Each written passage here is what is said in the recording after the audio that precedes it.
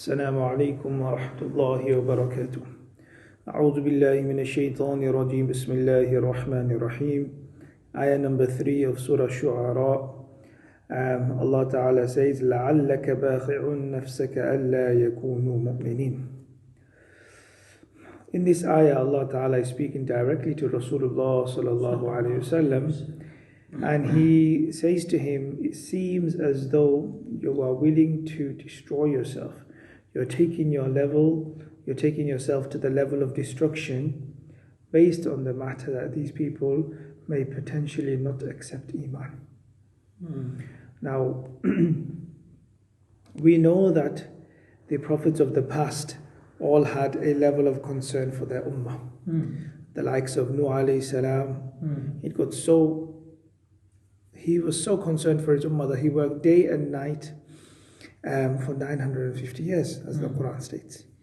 And we have the likes of Ibrahim alayhi salam, so concerned for his Ummah, and not necessarily his Ummah. We know from the story of Lut alayhi salam that when angels were coming to his town to bring the town to destruction from the order of Allah Ta'ala, the angels passed by Ibrahim alayhi salam to give him and his wife the good news of Ishaq alayhi salam first. So on their way, they passed by Ibrahim alayhi salam, and Ibrahim alayhi salam he was surprised that, okay, you came to give me good news of a son, but you don't need a whole group of angels for that. One angel could have given me this news, so it seems as though you've come for a second purpose also. Then after inquiring, Ibrahim alayhi salam was told by the angel that we have come to destroy the Qawm of Lut. Now the Qawm of Lut was not even in the Ummah of Ibrahim alayhi salam, was not the Qawm of Ibrahim alayhi salam. Yet Ibrahim alayhi salam, according to the Quran, it goes, يُجَادِلُنَا فِي قَوْمِ لُوطٍ. He started debating with us, he started trying to reason with us that why? يُجَادِلُنَا فِي قَوْمِ لُوطٍ.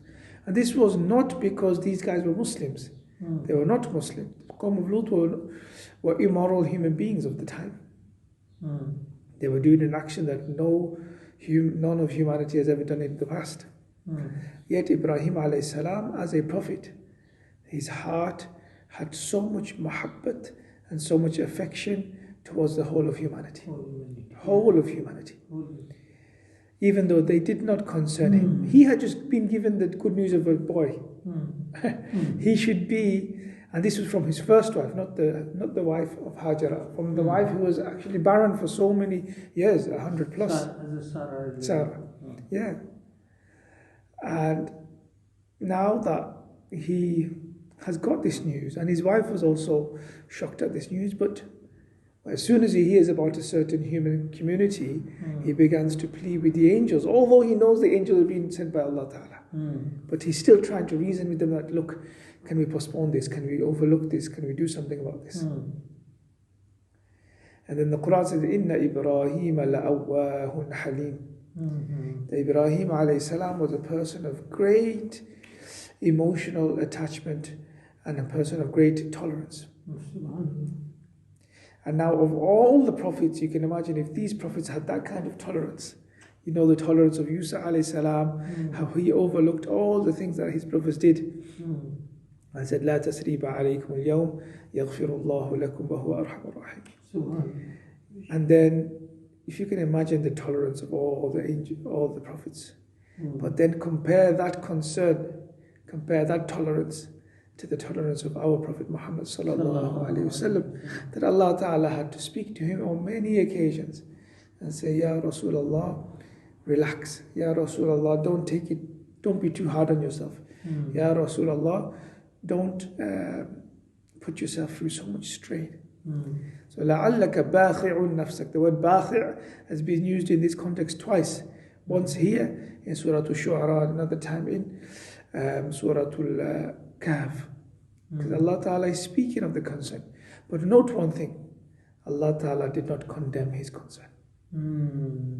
He did not say stop doing mahna, stop acting, stop working in this direction. No, he just consoled him that maybe you're being too hard on yourself. The word Allah Ta'ala uses لَعَلَّكَ. That maybe, perhaps you need to take it easy on yourself for your own welfare. But Rasulullah sallallahu alayhi wasallam, back to back worry, back to back concern. The hadith says متواصل الأحزان دائم الفكرة. Mutawasil means back to back, continuous, perpetuous level of concern he carried and harbored. Now, my dear respected brothers and elders, Allah Ta'ala, through His fadl, through His favor, He brought down the policy of punishment to be such that as long as this Nabi who loves you so much, who is concerned for you so much, as long as he's just there, then I shall not bring a punishment to wipe out your ummah. And as in the absence of the Nabi Muhammad sallallahu alayhi wasallam, Allah Ta'ala has blessed it with istighfar. Now, my dear respected brothers, can we try to internalize the hadith of the ship with the two decks, where Rasulullah sallallahu alaihi wasallam gave this parable, gave this example, and said, the example of the one who keeps upright the hudud of Allah Ta'ala, the limitations of Allah Ta'ala, and the one who forgoes those limitations is like the group of people who have boarded a ship with two decks. One's on the top floor, the second's on the bottom floor. The one on the top floor has access to water and therefore doesn't deem it necessary to reach out into the ocean for water. And the one on the bottom floor thinks, oh, I should stop troubling the one on the top floor, and I should start picking away at the ship for my own water. This was the example that Rasulullah gave, that now people on the top floor of the ship, if they continue to remain oblivious and live happily, will they be able to stay on that ship? And will that ship stay afloat? No, because of the wrongdoing of a few, the collection of the entire ship shall suffer. Now we are seeing this hadith play out in front of us right now. That yes, alhamdulillah, the listeners to this tafsir, the listeners to this Quran, thus the fact that we're listening to it shows our eagerness and our zeal for knowledge. But we are not the majority.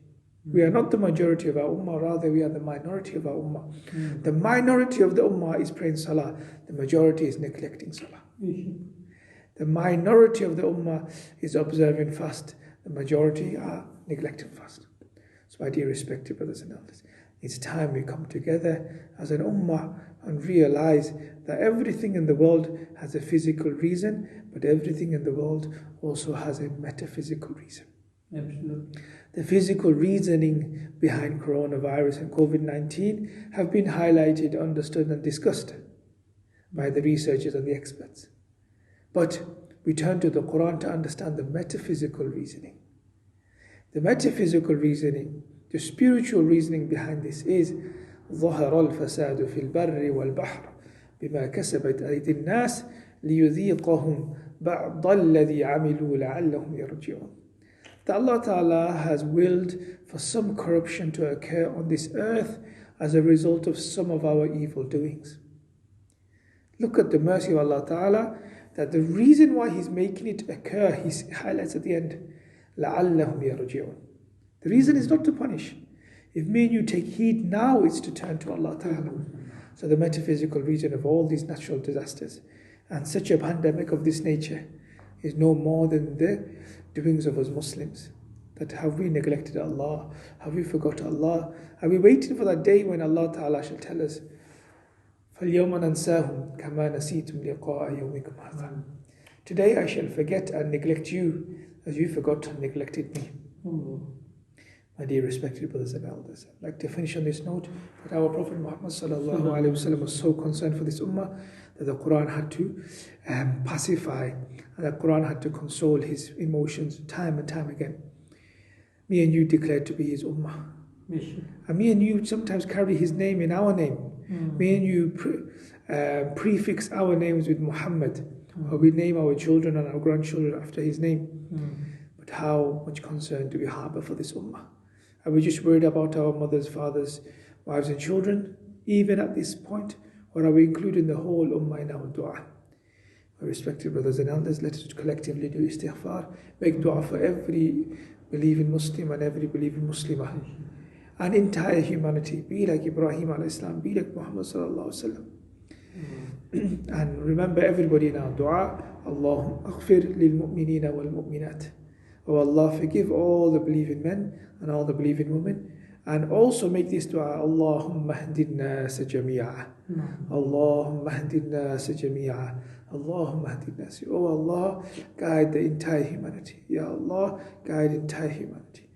May Allah Ta'ala bless me and you to understand this ayah and try to internalize even an inch of Rasulullah Sallallahu Alaihi Wasallam's concern. Let us not be egocentric, nor be family-centric, nor be nationally-centric, nor be community-centric. Let us be Ummah-centric. Let us, the center of our focus be the whole Ummah at large. سبحانك اللهم وبحمدك ونشهد أن لا إله إلا أنت. جزاك الله خير الجزاء. جزاك الله خير الجزاء.